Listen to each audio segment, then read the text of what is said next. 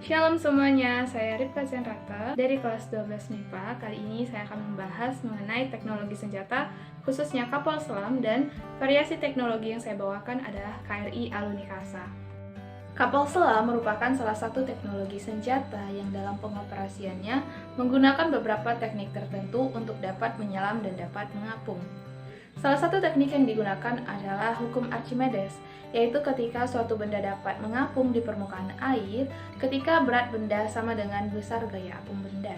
Di dalam tangki balas, sebagai tempat penyimpan air dan udara yang akan masuk atau keluar melalui katup, dimanfaatkan dalam kapal selam untuk menentukan besarnya gaya apung. Kapal selam pertama kali dibuat oleh seorang penemu asal Jerman bernama Cornelis Drebbel yang membuat kapal berbentuk perahu dayung yang dapat menyelam pada kedalaman 4,5 meter dan dilapisi oleh kulit. Kemudian perkembangan selanjutnya diciptakan oleh David Bushnell yang pada tahun 1775 membuat kapal yang dia namai Turtle. Kapal ini berbahan kayu, namun sudah memiliki engkol tangan dan pedal kaki. Perkembangannya dalam persenjataan, kapal ini mampu tidak terdeteksi oleh kapal musuh dan dapat menanamkan ranjau yang diisi oleh 60 kg mesiu. Perkembangan selanjutnya adalah kapal selam modern pertama di dunia karena telah berbahan dasar logam, yaitu Nautilus yang telah memiliki bahan peledak, diciptakan pada tahun 1800 oleh Robert Fulton, yang juga memberikan inovasi revolusioner yaitu baling-baling 4 bilah dan lambung kapal. Kemudian pada tahun 1857 hadirlah Ictenio II yang merupakan kapal selam bertenaga mesin pertama di dunia, diciptakan oleh Narcis Montorio y Estario. Kapal selam ini telah memiliki stabilitas yang luar biasa karena memiliki 4 tangki pemberat dan menggunakan mesin uap anaerobik untuk memutar baling-balingnya. Perkembangan selanjutnya adalah dari Simon Lake yang pada tahun 1897 menciptakan kapal yang diberi nama Argonaut yang bertenaga mesin 30 horsepower, juga dilengkapi dengan setir, periskop, ruang menyelam dan selang apung untuk menyediakan udara bagi mesin dan awak kapal. 1 tahun setelahnya, pada tahun 1898, John Philip Holland menciptakan kapal USS Holland yang telah dilengkapi dengan 1 tabung torpedo dan meriam pneumatik atau biasa disebut dengan senapan dinamit. Kapal ini juga telah dilengkapi dengan mesin bensin 4 silinder untuk mengapung dan juga mesin 160 horsepower untuk menyelam. Saya juga telah menuangkan beberapa ide dan inovasi ke dalam sketsa yang saya beri nama KRI Arunikasa. KRI Arunikasa adalah inspirasi dari KRI Nanggala yang beberapa bulan yang lalu dinyatakan dalam status on aerial patrol karena ketika sedang dalam menjalankan misi kehilangan kontak dan berakhir pada pecah di bawah permukaan air laut karena menyelam terlalu dalam. KRI Arunikasa berasal dari 2 kata yaitu Arunika dan Asa. Arunika adalah matahari terbit yang diinterpretasikan sebagai cahaya harapan setiap pagi. Sedangkan asa adalah harapan akan sesuatu yang dicita-citakan dan diimpikan akan berbuah kebaikan suatu hari mendatang. KRI Arunikasa hadir sebagai harapan akan keselamatan seluruh awak kapal ketika menjalankan misi baik itu latihan maupun perang yang sesungguhnya. Ketika di sejarah Indonesia telah tercatat KRI Nanggala yang on aerial patrol, maka kedepannya sangat diharapkan dengan kehadiran KRI Arunikasa lebih menjamin keselamatan seluruh awak kapal ketika sedang dalam menjalankan misi. Komponen-komponen kapal selam terdiri dari layar besar atau sail yang juga dikhususkan sebagai ruang kendali tempat para awak kapal memberikan komando pada kapal untuk dapat bekerja. Tempat ini juga dikhususkan sebagai tempat navigasi dan peralatan kontrol inti dalam kapal. Selanjutnya adalah badan kapal yang terbuat dari bahan logam yang didesain dapat mengapung dan menyelam hingga kedalaman 5.000 meter di bawah permukaan air laut. Kemudian ada layar kecil atau sirip yang berfungsi untuk mengatur kapal dapat menyelam, mengapung, ataupun menyeimbangkan posisi kapal ketika sedang menyelam karena sirip merupakan salah satu sistem yang mengatur gaya apung dalam kapal. Selanjutnya ada periskop yang berfungsi agar para awak dapat mengawasi lingkungan sekitar. Periskop ini dapat diputar 360 derajat sehingga para awak dapat mengawasi secara menyeluruh. Kemudian dilengkapi dengan bahan dasar dari logam dan juga lensa cembung. Kemudian ada antena radio yang berfungsi sebagai media komunikasi antara awak kapal dan juga kantor pengawasan di daratan. Antena radio ini dapat mengeluarkan frekuensi dari 15 hingga 20 kHz dan kekuatan transmisi hingga 1000 kW.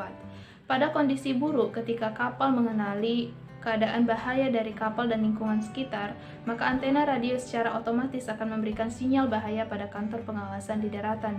Sinyal ini dapat berupa pemberitahuan darurat, panggilan darurat, ataupun penyelamatan darurat. Kemudian, baling-baling. Baling-baling 4 bilah dibantu dengan tenaga mesin untuk dapat bergerak. Pergerakan dari baling-baling ini akan membantu kapal untuk dapat bergerak maju ke depan. Kemudian ada kemudi sebagai tempat penyimpanan instrumen-instrumen pengendali kapal yang secara langsung terhubung dengan sail atau layar besar. Kemudian adalah buritan. Buritan memiliki fungsi yang sama dengan layar kecil atau sirip dan juga kemudi.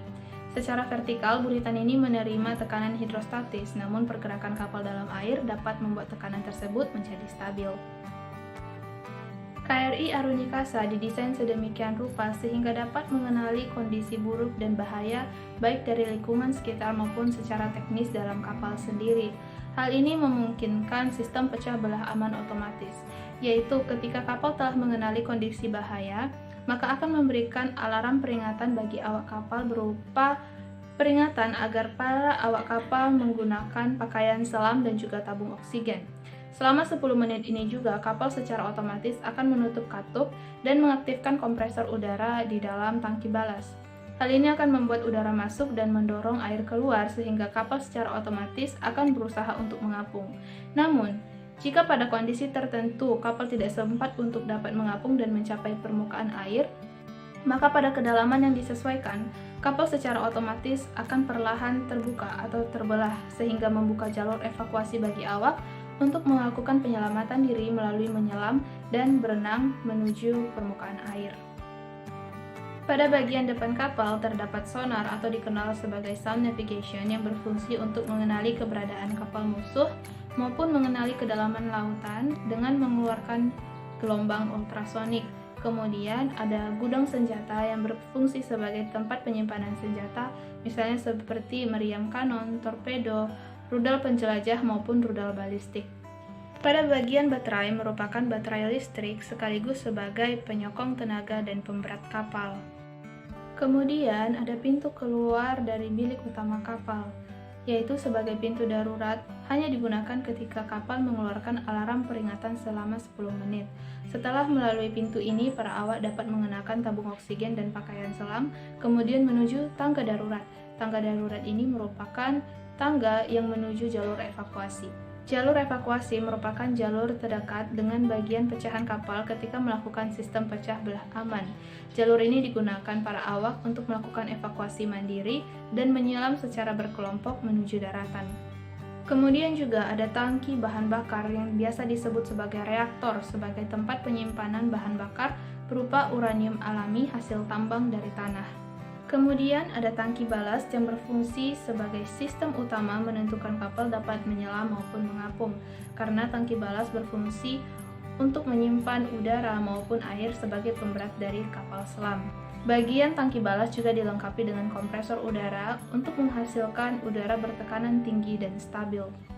Kemudian ada ruang teknik merupakan tempat penyimpanan khusus untuk barang-barang teknik seperti listrik dan juga baterai. Pada bagian mesin diesel merupakan motor elektrik yang dengan bantuan baterai dapat bergerak di permukaan dan dengan memanfaatkan pergerakan dari baling-baling di bagian belakang kapal akan membantu kapal untuk dapat bergerak dalam penyelaman di dalam air.